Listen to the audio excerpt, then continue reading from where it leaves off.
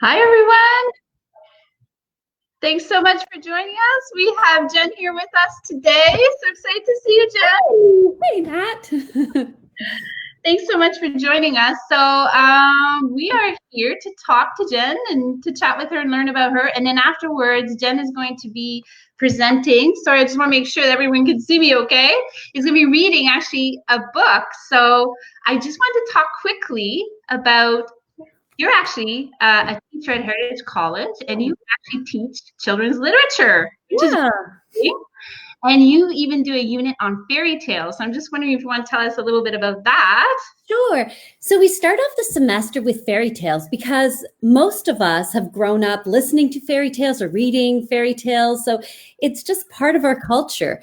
And yeah, so we spent about like 3 to 4 weeks diving into that world and kind of dissecting them a little bit and looking for symbolism or patterns and common themes.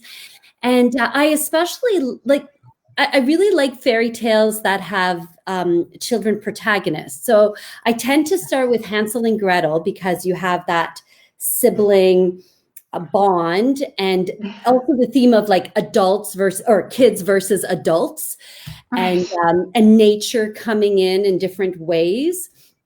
And but my favorite fairy tale is The Little Match Girl by Hans Christian Andersen.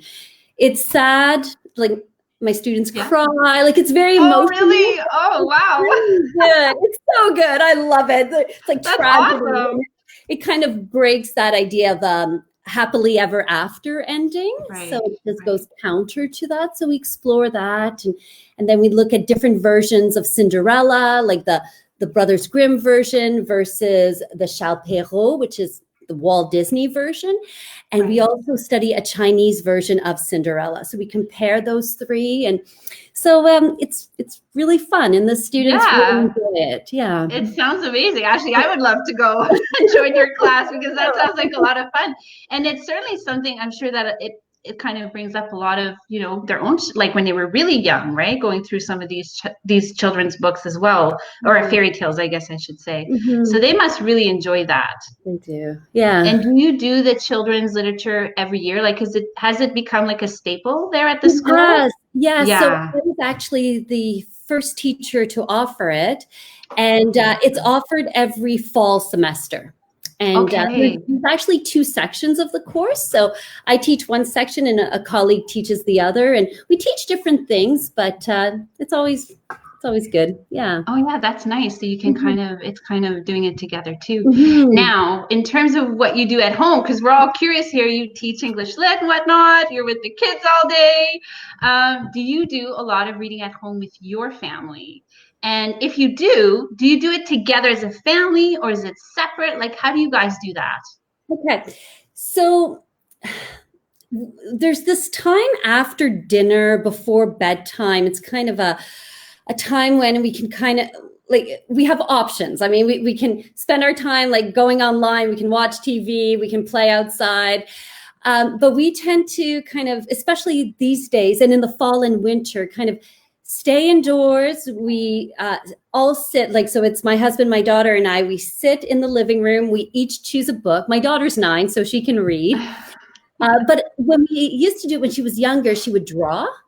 So and Okay. we're each doing our own reading, and the rule is it has to be a book, so you can't read on your devices. Yes. And we spend about maybe half an hour doing that, and we have like classical music in the background. And recently, we've introduced like basically we added popcorn to the equation. So I think that's awesome. we have Yes. a bowl of popcorn, like from these like old fashioned like popcorn makers. We have our kernels, and I just put a bit of butter, and we'll have that bowl in the center, like on our coffee table, and it just adds. It's fun. It's fun. Yeah, that sounds like fun. I think that's a great idea. Actually, we should start doing that because you always think of popcorn when you do movies, right? But Yeah. yeah, to do it when you're reading, because then it makes it Mhm. more, that's a great idea. I love that. Yeah. Now, does your little one like to read? I'm guessing that you started reading with her when she was very young. Mhm. And so that would be my question is, does she like to read? And this story that you're going to be reading today, is this like one of the stories that you've read to her? And is it one of her favorites? Does she love it? She loves it. So it's Home for Bunny. And this was actually, it's a little golden book classics. And I picked that up at a used books fair, like when she was a baby. And there's like 3 stories, and she loves them all equally. And it's one of those stories, as when she was really young, she couldn't get enough. Like that was part of the regular roster of stories. Oh, that's awesome. Yeah. Well, we're really excited to hear this story, and I hope everyone there who either has the story on hand can follow, or they can follow with you as well, right? Because you'll be kind of reading and awesome. All right, so before I let you go, because I'm going to give you the focus, the limelight, I just want to really thank you for coming. This is amazing having you on here. We really appreciate it, and we really appreciate you doing this. Things, and we really love you doing this book, so hopefully we'll have you on again. So I'll let you take over, and I'll see you later. Hello, everyone. So, Home for Bunny by Margaret Wise Brown. Let me open the book. Spring, spring, spring, sang the frog. Spring, said the groundhog.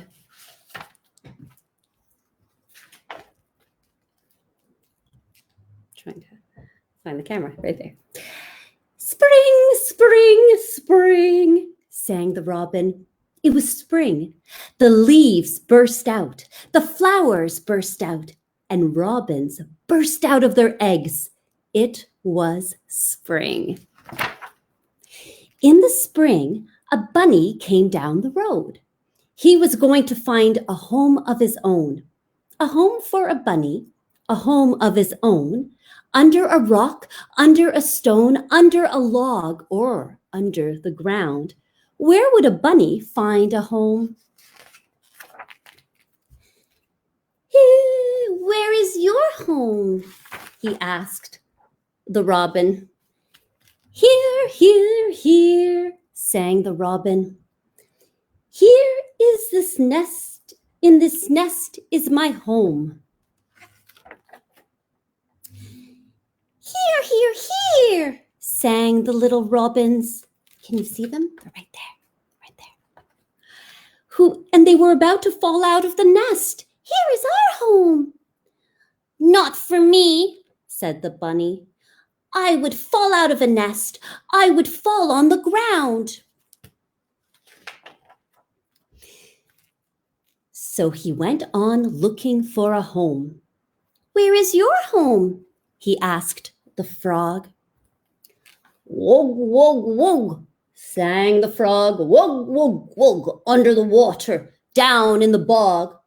Not for me, said the bunny. Under the water, I would drown in a bog. So he went on looking for a home. Where do you live? He asked the groundhog. In a log, said the groundhog. Can I come in? Asked the bunny. Nope, you can't come in my log, said the groundhog. So the bunny went down the road, and down the road he went. He was going to find a home of his own, a home for a bunny, a home of his own, under a rock or log or stone. Where would a bunny find a home? Down the road, and down the road, and down the road he went until he met a bunny.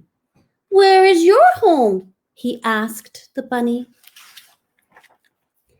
Here, said the bunny. Here is my home. Under this rock, under this stone, down under the ground, here is my home. Can I come in? Said the bunny.